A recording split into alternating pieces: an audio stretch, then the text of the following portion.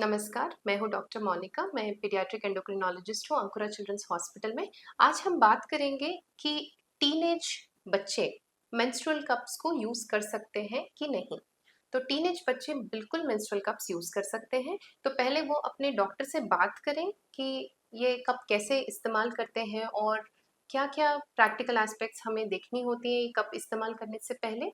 तो कुछ चीज़ें हैं कप इस्तेमाल करने से पहले आप जानिए कि ये कप में अलग-अलग साइज़ होते हैं, कुछ कप छोटे होते हैं, कुछ कप बड़े होते हैं। तो टीनेज बच्चों के लिए छोटे वाले कप्स इस्तेमाल करना सही होता है और अपना राइट साइज़ के लिए शायद पहले एक्सपेरिमेंट करना पड़ेगा, 2 कप्स ट्राई करने पड़ेंगे और हमेशा कप इस्तेमाल करने से पहले, मान लीजिए ये नया कप हो या फिर ऑलरेडी एक बार इस्तेमाल किया हुआ कप हो, तो हमेशा इसको यूज़ करने से पहले आप इसको एक बार स्टरलाइज़ करेंगे, मतलब गरम उबलते हुए गरम पानी में 5 से 7 मिनट तक रखेंगे। कभी-कभी मेंस्ट्रुअल कप के किट में आपको एक सोप का सॉल्यूशन भी आता है, आप उससे भी क्लीन कर सकते हैं और आप इसको ड्राई करके फिर इस्तेमाल करेंगे। और हमेशा यूज़ करने से पहले आपके हाथ अच्छे से वॉश करिएगा, आपके नेल्स को अच्छे से कट करके रखिएगा, है ना? और ये मेंस्ट्रुअल कप को हमेशा पीरियड्स के टाइम पे ही इस्तेमाल करिएगा, ठीक है?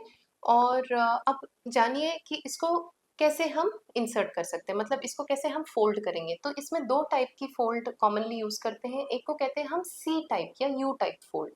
तो ये देखिए इसको ऐसे दबा के हम सी के शेप में डाल देते हैं और दूसरा टाइप ऑफ फ़ोल्ड होता है जिसको कहते हैं पंच डाउन फ़ोल्ड। जैसे आप इसको उसके स्टेम की तरफ बेंड करेंगे तो ये इस आकार में आ जाता है और आप देखेंगे कि ये बहुत पतला-सा हो जाता है और इंसर्ट करने में आसानी हो सकती है।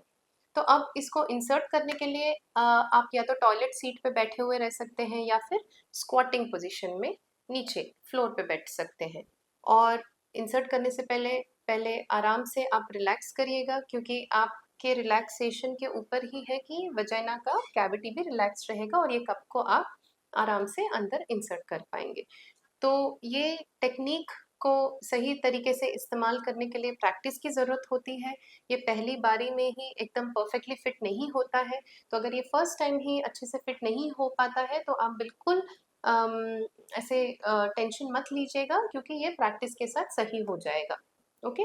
तो आप ये वजाइनल कैविटी है, आपने आपके कप को फ़ोल्ड किया हुआ है, तो आप जब इसको इंसर्ट करेंगे तो एक पर्टिकुलर एंगल में आप डालेंगे, ऊपर की तरफ नहीं डालेंगे।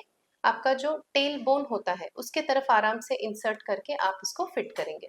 तो एक बार कप अंदर चला जाए तो आप देखेंगे कि इसका रिम जो है, इसका बाहरी भाग जो है वो सही-सही ओपन हुआ है कि नहीं। नहीं तो यहाँ से लीक हो सकता है। या फिर आप इसको थोड़ा पीछे की तरफ पुल करेंगे तो ये कप पूरा ओपन हो जाएगा और आप फिर से वो रिम को टच करके देखेंगे कि कप ओपन है।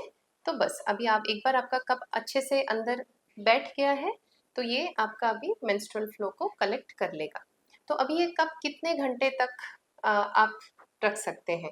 तो ये आपका पीरियड का फ्लो हेवी है या लाइट है उसके ऊपर निर्धारित है क्योंकि जिनका पीरियड फ्लो हेवी होगा हो सकता है कि आपको 2 से 4 घंटे में ही कप को वापस निकाल के आपका जो पीरियड का फ्लो है वो टॉयलेट में डाल के उसको वापस दोबारा पानी से अच्छे से क्लीन करके इंसर्ट करना पड़ेगा।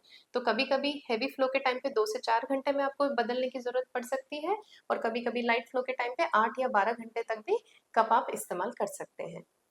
तो अभी इसको रिमूव कैसे करिएगा? जैसे ये कप अभी अंदर अच्छे से बैठा हुआ है, तो आपको इसका जो बेस है उसको पिंच करना पड़ता है, उसको दबाना पड़ता है, फिर आराम-आराम से निकालिएगा। अगर आप इसको ऐसे ही निकालने की कोशिश करेंगे तो ये नहीं आएगा। आपको आराम से पिंच करके आराम से निकालना होगा और फिर आप इसको क्लीन करके दोबारा से रीइंसर्ट करेंगे। तो अभी ये कप के एडवांटेजेस क्या हैं? तो ये बहुत ही इको फ्रेंडली कप है क्योंकि देखिए एक कप आप सालों-साल चला सकते हैं अगर आपने इसका प्रॉपर केयर किया है तो और कोई प्लास्टिक नहीं, कोई वेस्टेज नहीं। और दूसरा एडवांटेज आपके लिए ये होगा कि आप कोई भी हेवी फिज़िकल एक्टिविटी जैसे आपके स्पोर्ट्स हों, गेम्स हों या हाइकिंग पे जा रहे हो या फिर आप स्विमिंग कर रहे हैं, इवन स्विमिंग में भी ये कप इस्तेमाल किया जा सकता है।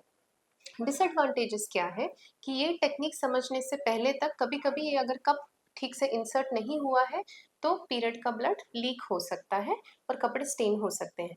तो इसलिए मैं कहूँगी कि शुरुआती के जो 2-3 महीने रहेंगे शुरुआत में, आप हमेशा एक एडिशनल सैनिटरी नैपकिन या फिर पैंटी लाइनर ज़रूर इस्तेमाल करिएगा कि ये लीक ना हो। और दूसरा चीज़, अगर आप ट्रैवल कर रहे हैं तो देखिएगा कि पब्लिक वॉशरूम्स कितने एक्सेसिबल हैं, क्योंकि आपको ये कप बीच में भी इसको खाली करके आपको क्लीन करना पड़ता है। तो ये सारे प्रैक्टिकल एस्पेक्ट्स जानिएगा और अपना सही-सही आप डिसीजन लीजिएगा। धन्यवाद।